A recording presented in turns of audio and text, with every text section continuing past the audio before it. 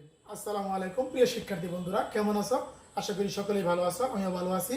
আবারও হাজির হয়ে গেছি সকলের প্রিয় channel physics tips 9-10 by SLS. আমি বিদ্যুৎ হোসেন বিপ্লব, সকলেই আমাদের চ্যানেলকে স্বাগত জানাচ্ছি। আমরা আমাদের বরাবরের মতো আজকেও আমরা একটা সৃজনশীলের সমাধান করব। এই লকডাউনের মধ্যে যাতে পড়াশোনার সামান্য কিছু অগ্রগতি হতে পারে তাই নিয়ে আমাদের এই প্রচেষ্টা।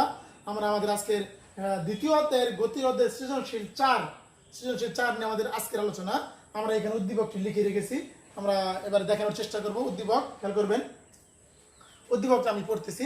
স্থির অবস্থান থেকে একটি বাস, স্থির অবস্থান থেকে যার আদিবেগ 0, স্থির অবস্থায় একটি বাস 3 মিটার পার সেকেন্ড স্কয়ার সমত্বরণে চলতেছে। লক্ষ্য করবেন, এর 126 মিটার পেছন থেকে, তার মানে বাসটি যেখান থেকে শুরু করেছিল তার 126 মিটার পেছন থেকে একটি মোটর সাইকেল, মানে আরোহী সহকারে একটি motorcycle 30 metre per second সমবেগে, বেগের কোনো পরিবর্তন নাই, সমবেগে যাত্রা শুরু করলো। লক্ষ্য করবেন, এই হচ্ছে আমাদের কিছু তথ্য। আর প্রশ্ন হচ্ছে কখন বাস এবং মোটর সাইকেলের বেগ সমান হবে, তার মানে গাড়ি দুটির বেগ কোন সময় সমান হবে, একই বেগ হবে। দ্বিতীয় প্রশ্ন হচ্ছে যাত্রাপথে গাড়ি দুটি কতবার মিলিত হবে, গাণিতিকভাবে দেখাও। যাত্রাপথে গাড়ি দুটি কতবার মিলিত হবে, গাণিতিকভাবে দেখাও। আমরা চলে যাচ্ছি সরাসরি আমাদের সমাধানে। প্রথমে গ নাম্বার সমাধান করবো আমরা। লক্ষ্য করবেন, কখন বাস এবং মোটর সাইকেলের বেগ সমান হবে, আমরা দেওয়া আছে লিখবো। দেওয়া আছে, দেখি বাসের কি কি দেওয়া আছে। লক্ষ্য করবেন, বাসের আদিবেগ দেওয়া আছে, যেহেতু স্থির অবস্থান তাহলে বাসের আদিবেগ ইউ ইকুয়াল 0, বাসের আদিবেগ ইউ ইকুয়াল 0। ত্বরণ, বাসের ত্বরণ রয়েছে, ত্বরণ এ equal 3 metre per second square. তারপরে আমাদের মোটর সাইকেলের বেগ দেওয়া আছে, মোটর সাইকেলের, লক্ষ্য করবেন, মোটর সাইকেলের বেগ, এটা সমবেগ, বেগ V equal 30 metre per second. লক্ষ্য করবেন, অঙ্ক করার আগে প্রথম শর্ত হচ্ছে কি বের করব, আমাদের কি চেয়েছে সেটা নির্ণয় করতে হবে। লক্ষ্য করুন, কখন বাস এবং মোটর সাইকেলের বেগ সমান হবে, কখন, কারণ আমাদের সময় টি বের করতে হবে। কখন উভয়ের বেগ বা মোটর সাইকেল এবং বাসের বেগ সমান হবে সে টি বের করতে হবে, অর্থাৎ সময় টি ইকুয়াল হোয়াট। প্রশ্ন মতে স্যার ওকে, লক্ষ্য করবেন একটু যান্ত্রিক ত্রুটি ছিল, এজন্য আমরা দুঃখিত। প্রশ্ন মতে আমাদের প্রশ্ন বলেছিল কখন বাস এবং মোটর সাইকেলের বেগ সমান হবে, বেগ সমান হবে। আমরা যদি বাসের ক্ষেত্রে বেগ নির্ণয় করি, বেগের সূত্র হচ্ছে আপনাদের নিশ্চয়ই জানা আছে, বেগ ইউ প্লাস এটি, এটা হচ্ছে আমাদের বেগের সূত্র, বেগ ভি ইকুয়াল ইউ প্লাস এটি। বাসের ক্ষেত্রে বাসের ইউ আছে, এ আছে, টির মান আমরা বের করব। বেগ মোটর সাইকেলের বেগ দেওয়া আছে, তাহলে আমরা যদি এটা যদি আমরা মোটর সাইকেলের বেগ ধরে নেই, লক্ষ্য করবেন বাসের এবং মোটর সাইকেলের বেগ সমান, বেগ ভি ইকুয়াল, প্রশ্ন মতে ভি ইকুয়াল ইউ প্লাস এটি। এই ভি হচ্ছে আমাদের মোটর সাইকেলের বেগ, ইউ হচ্ছে আমাদের বাসের আদি বেগ, এ হচ্ছে ত্বরণ, টি আমাদের সময় দরকার। উভয়ের বেগ কখন সমান হবে এই জন্য আমরা সমান ধরেছি। এটা হচ্ছে আমাদের বাসের বেগ, ভি ইকুয়াল ইউ প্লাস এটি একটু আমরা দেখালাম। আর এই ক্ষেত্রে মোটর সাইকেলের বেগ হচ্ছে ভি। লক্ষ্য করুন, তাহলে ভি এর মান হচ্ছে 30, ইউ এর মান হচ্ছে 0 প্লাস এ এর মান হচ্ছে 3, সাথে রয়েছে টি। তাহলে 30 T equal 3t, 30 divided by 3t। সুতরাং টি ইকুয়াল 10 সেকেন্ড, অর্থাৎ 10 সেকেন্ড পর আমাদের যেই বাস এবং মোটর সাইকেল চলতেছিল 10 সেকেন্ড পর উভয়ের বেগ সমান হবে, 10 সেকেন্ড পর উভয়ের বেগ সমান হবে। লক্ষ্য করুন, আবার বলতেছি, বাসের আদিবেগ আমাদের যেহেতু স্থির অবস্থান, আদিবেগ দেওয়া ছিল 0, ত্বরণ দেওয়া আছে আমাদের 3 metre per second square, motor সাইকেলের বেগ দেওয়া আছে 30, এটা ছিল সমবেগ, এই বেগের কোনো পরিবর্তন হবে না, একই বেগে চলবে। সমবেগ কথার অর্থটা হচ্ছে সময়ের সাথে যদি কোনো বস্তুর বেগের পরিবর্তন না হয়, তার মানে সমান সময়ে সমান দূরত্ব অতিক্রম করলে তার নাম হচ্ছে সমবেগ। সমবেগ দেওয়া আছে আমাদের এখানে 30 মিটার পার সেকেন্ড, সময় টি ইকুয়াল হোয়াট। এক্ষেত্রে বাসের বেগ হচ্ছে ভি ইকুয়াল ইউ প্লাস এটি, এবং এই ভি হচ্ছে আমাদের মোটর সাইকেলের বেগ, আর মোটরসাইকেল বেগ ভি ইকুয়াল 30 দেওয়া আছে, ইউ এর মান 0, এ এর মান 3, 3 টি দেওয়া আছে, আমরা 3 টি থাকলো, এবারে গুণছি, এবারে ভাগ হয়ে গেছে, 3 দিয়ে 30 কে ভাগ করলে অবশ্যই 10 হবে, অর্থাৎ 10 সেকেন্ড পর আমাদের বাস এবং মোটরসাইকেলের বেগ সমান হবে। এর সাথে সাথে আমাদের গণ মাস শেষ হয়ে গেল, আমরা যাবো পরবর্তী সৃজনশীলে। লক্ষ্য করুন, আমরা পরবর্তী সৃজনশীলে চলে যাব।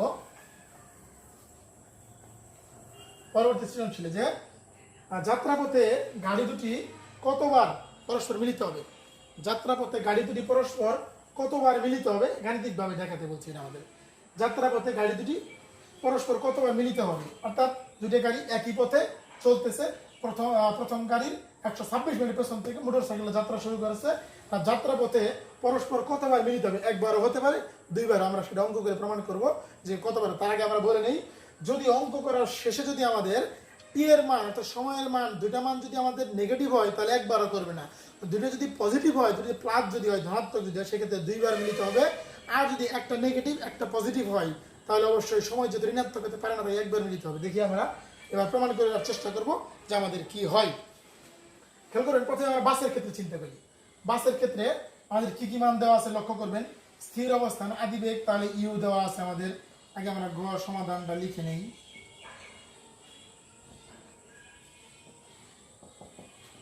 বাসের ক্ষেত্রে আদিবেগ আমরা লিখতেছি আমি সূত্রটা ধরার জন্য। ইউ আছে আদিবেগ 0, ত্বরণ আছে আমাদের কাছে এ, ত্বরণ আছে এ আমাদের, তারপরে ত্বরণ আছে যাত্রাপথে গাড়ি দুটি কতবার মিলিত হবে, কতবার মিলিত হবে আমরা বের করব কি, কতবার মিলিত হবে, তার মানে আমরা সময় বের করব। আমরা আগে বলছি আমরা সময় বের করব, এখান থেকে আমরা সময় বের করলে আমাদের তাহলে টি, সময় বের করলে আমাদের টি লাগবো। আর আমরা নিশ্চয়ই খেয়াল রাখবেন, একটা গাড়ি আরেকটা গাড়িকে তখনই অতিক্রম করবে যখন তাদের দূরত্ব সমান হবে। অবশ্যই অবশ্যই দুইজনের দূরত্ব যদি সমান নাই হয় অতিক্রম করার কোনো প্রশ্নই ওঠে না। অবশ্যই উভয় গাড়ির দূরত্ব আগে সমান হতে হবে, তারপরে একটা গাড়ি অন্য একটা গাড়িকে অতিক্রম করতে পারে। দূরত্ব যদি সমান হয় সেক্ষেত্রে আমাদের এস প্রয়োজন পড়তে পারে। সেক্ষেত্রে সূত্রটা কি হচ্ছে আমরা নিশ্চয়ই বুঝতে পারতেছেন, আমি লিখে দিব সূত্রটা অবশ্যই। S equal UT plus half এটি square, S equal UT plus half এটি স্কোয়ার। এটা হচ্ছে আমাদের বাসের ক্ষেত্রে, লক্ষ্য করবে, এটা হচ্ছে আমাদের বাসের ক্ষেত্রে। বাসের ক্ষেত্রে S equal UT plus half এটি স্কোয়ার। লক্ষ্য করুন, ইউ এর মান, যেহেতু বাস স্থির অবস্থানে যাত্রা শুরু করেছিল, ইউ এর মান 0, টি এর মান নেই, টি আমার মান আমাদের দরকার, টি এর মান আমাদের দরকার। লক্ষ্য করবেন, হাফ, এর মান ছিল আমাদের কত 3, ত্বরণ এর মান ছিল 3 টি স্কোয়ার। এটা 0 হয়ে গেল, আমরা ভাগ করে দিব, ভাগ করলে নিশ্চয়ই 1.5 হবে। তারপরেও আমি করতেছি, লক্ষ্য করবেন 3/2, হ্যাঁ অবশ্যই 1.5 টি স্কোয়ার। এটা হচ্ছে আমাদের বাস কর্তৃক অতিক্রান্ত দূরত্ব। লক্ষ্য করবেন, যদি ইউ ছিল, টি এর মান দরকার, এ এর মান আমাদের দেওয়া ছিল, সেক্ষেত্রে আমরা এই সূত্র প্রয়োগ করতে পারি, S equal UT plus half T square. U এর মান 0, টি থাকবে হাফ, এ এর মান 3, টি স্কোয়ার থাকলো। আমরা 2 দিয়ে 3কে ভাগ করে দিচ্ছি, 1.5 টি স্কোয়ার। এটা হচ্ছে আমাদের, আমরা S1 ধরতে পারি, জি আমরা S1 ধরতে পারি এক্ষেত্রে বাসের ক্ষেত্রে। আচ্ছা, এবার আমরা এই পাশে মোটর সাইকেলের ক্ষেত্রে বের করব। মোটর সাইকেলের ক্ষেত্রে লক্ষ্য করবেন,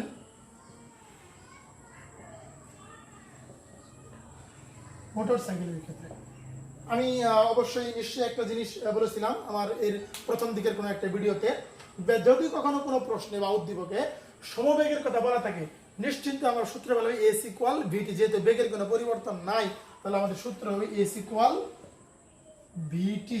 যেটা আরেকটা আমরা S1 লিখছিলাম, এটা আমরা S2 লিখতে পারি, S2 ইকুয়াল ভিটি। বেগ মোটর সাইকেলের ক্ষেত্রে বেগ হয়েছে আমাদের 30, টি এর মান থাকবে।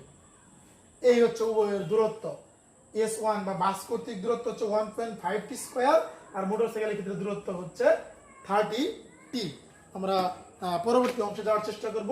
S2 ইকুয়াল ভিটি। লক্ষ্য করবেন, আমরা একটু আগে বলেছি, আমরা একটি গাড়ি কিন্তু অপর গাড়িকে তখনই অতিক্রম করবে যখন উভয়ের দূরত্ব সমান হবে। এবার আমরা উভয়ের দূরত্বটা সমান ধরে নিলে পরেই আমাদের অঙ্ক শেষ হয়ে যাবে। উভয়ের দূরত্ব আমরা সমান ধরে নেব। লক্ষ্য করবেন, উভয়ের দূরত্ব আমরা সমান ধরে কাজটা করব। সেক্ষেত্রে একটু চিন্তা আমাদের মাথায় রাখতে হবে, আমাদের মোটর সাইকেল কিন্তু আমাদের বাসের 126 মিটার পেছনে ছিল। আমি একটু বোঝানোর চেষ্টা করি। সাপোজ এটা ছিল আমাদের বাস, এটা আমাদের মোটর সাইকেল, এর মাঝখানের দূরত্ব ছিল 126 মিটার, এইভাবে একই পথে যাচ্ছে। এখন যদি আমরা এই উভয় গাড়িকে সমান দূরত্বে নিয়ে আসি, তাহলে কি করতে হবে, হয় আমাদের এই বাসকে মোটর সাইকেলের কাছে নিয়ে আসতে হবে, কিংবা মোটর সাইকেলকে বাসের কাছে নিয়ে যেতে হবে। যদি আমরা বাসকে মোটর সাইকেলের নিকটে নিয়ে আসি, তাহলে সেই ক্ষেত্রে বাসের দূরত্ব বেড়ে যাবে। আর যদি মোটর সাইকেলকে বাসের কাছে নিয়ে যায়, তাহলে মোটর সাইকেলের দূরত্ব কমে যাবে। যে কোনো কাজই করতে পারেন, হয় বাসের দূরত্বের ক্ষেত্রে বাসের দূরত্ব ছিল S2 ছিল, এখানে ছিল S1 আর এটা ছিল S2, হয় S1 এর সাথে আমরা বাসের ছিল 126 যোগ করতে পারি, কিংবা S2 এর সাথে বিয়োগ করতে পারি। আমরা বিয়োগটাই করব অবশ্যই শর্ত মতে।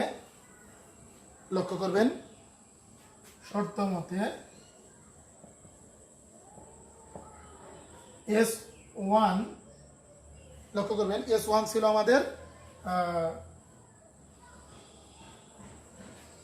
S2 ছিল আমাদের, এটা ছিল বাস। S2 মাইনাস S1 ইকুয়াল কত ছিল আমাদের, 126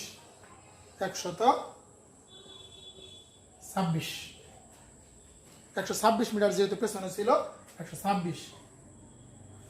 কিংবা আমরা তাও লিখতে, এটা না লিখে লিখতে পারতাম, যেহেতু আমরা মোটর সাইকেলকে বাসের সাথে যুক্ত করব, তাই আমরা S2 ছিল আমাদের মোটর সাইকেলের দূরত্ব থেকে আমরা বাসের দূরত্ব বিয়োগ করতেছি। লক্ষ্য করবেন, তাহলে S2 এর মান ছিল আমাদের 30t মাইনাস S1 এর মান ছিল 1.5 স্কয়ার ইকুয়াল 126। লক্ষ্য করুন, আমরা এই সমীকরণটিকে সাজিয়ে লিখতে পারি। যদি আমরা প্রত্যেকটা সমীকরণকে ওই পাশে নিয়ে নেই, তাহলে 1.5 স্কয়ার মাইনাস 30t প্লাস 126 আমরা সমীকরণে লিখতে পারি। লক্ষ্য করুন, আমাদের পরবর্তী কাজ, আমরা 1.5 দিয়ে প্রত্যেককে ভাগ করে দেব। 1.5 দিয়ে প্রত্যেককে ভাগ করে দেব, প্রত্যেকটি সমীকরণকে 1.5 দিয়ে ভাগ করে দিলে থাকবে স্কয়ার মাইনাস, আমরা 30কে যদি 1.5 দ্বারা ভাগ করি, তাহলে হবে আমাদের 20t প্লাস 126কে যদি আমরা ভাগ করি, তাহলে হবে আমাদের, লক্ষ্য করবেন, 84। লক্ষ্য করবেন, এখন মিডিল টার্ম হবে, আমরা গণিতে মিডিল টার্ম শিখেছি, মিডিল টার্ম হবে আমাদের, আমরা মিডিল টার্ম করবো। আমরা যদি উপর থেকে একটু মুছায় দেই, এখানে আমরা এক্ষেত্রে আমরা মিডিল টার্ম করতে পারবো, ভালো করে লক্ষ্য করবেন। আমরা মিডিল টার্ম যদি করি, মিডিল টার্ম অবশ্যই আমরা জানি গুণ করলে এই সংখ্যার সাথে মিলবে, যোগ বা বিয়োগ করলে যাতে 20-এর সাথে মিলে। ভালো করে খেয়াল করবেন, মিডিল টার্ম করবে কত করা যায়, ভালো করে লক্ষ্য করুন। মিডিল টার্ম করবো আমরা, এক্ষেত্রে আমাদের মিডিল টার্ম হবে আমাদের 14 6 4 6 24-এর 4 হাতাগুলো 2 6কে 6 দিয়ে 8, 84, 6 14 84, 14 আর 6 যোগ করলে হবে 20, হ্যাঁ হয়ে গেছে, minus 14t minus 60 plus 84 equal 0। লক্ষ্য করবেন, 6 14 84, মাইনাসে মাইনাসে প্লাস, 14 আর 6 20, বড় সংখ্যার আগে মাইনাস, তাই মাইনাস। লক্ষ্য করবেন, এবারে এখানে আমরা টি কমন নিব, টি কমন নিলে t মাইনাস 14, এখান থেকে মাইনাস 6 কমন নিব আমরা, তাহলে t মাইনাস 14, প্লাসে মাইনাসে যেহেতু minus, t minus 14, t minus 6 equal 0। আমরা প্রায় শেষের দিকে চলে এসেছি। লক্ষ্য করবেন, হয় t মাইনাস 14 ইকুয়াল 0, সুতরাং t ইকুয়াল 14 সেকেন্ড, অথবা t t minus 6 equal 0, t equal 6 second. হ্যাঁ, লক্ষ্য করবেন দুটো মানে আমাদের ধনাত্মক মান আসছে, পজিটিভ মান আসছে, t equal 14, t equal 6। অর্থাৎ যেহেতু দুইটা সময়ের মানে আমাদের ধনাত্মক মান, তাই অবশ্যই বাস এবং মোটরসাইকেল পরস্পরকে দুইবার অতিক্রম করবে। লক্ষ্য করুন, আমি একটু বুঝিয়ে বলতেছি। যেহেতু বাস সমত্বরণে, তার মানে এই হারে বাসের ত্বরণ বৃদ্ধি পেতেই থাকবে, আস্তে আস্তে আস্তে আস্তে আস্তে আস্তে বাসের বেগ বৃদ্ধি হবে। কিন্তু আমাদের মোটরসাইকেলের বেগ ছিল 30, একই বেগে চলতেছে। তাহলে কি করবে?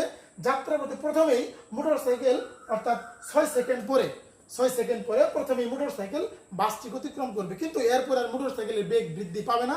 অপরদিকে বাসের বেগ কিন্তু যেহেতু ত্বরণে চলতে তাহলে এত হারে বৃদ্ধি পেতে পেতে কোনো এক সময় বাসটি আবার 14 সেকেন্ড পরে মোটরসাইকেল অতিক্রম করবে। এরপরে কেউ কাউকে অতিক্রম করতে পারবে না, কেননা মোটরসাইকেলের বেগ আর বৃদ্ধি পাবে না, বাসের বেগ ক্রমান্বয়ে বৃদ্ধি পেতেই থাকবে। সুতরাং আমরা বলতে পারি বাস এবং মোটরসাইকেল পরস্পরকে দুইবার অতিক্রম করবে। তো আশা করি সকলে বুঝতে পেরেছেন। ধন্যবাদ সবাইকে আমাদের এই ভিডিও দেখার জন্য। যদি কোনো সমস্যা থাকে অবশ্যই কমেন্ট বক্সে লিখবেন, আমরা সমাধান করে দেওয়ার চেষ্টা করব। সকলে সুস্থ থাকবেন, ভালো থাকবেন, নিরাপদে থাকবেন। আমাদের চ্যানেল যারা এখনো সাবস্ক্রাইব করে তারা অবশ্যই সাবস্ক্রাইব করবেন। সকলকে ধন্যবাদ। আসসালামু আলাইকুম।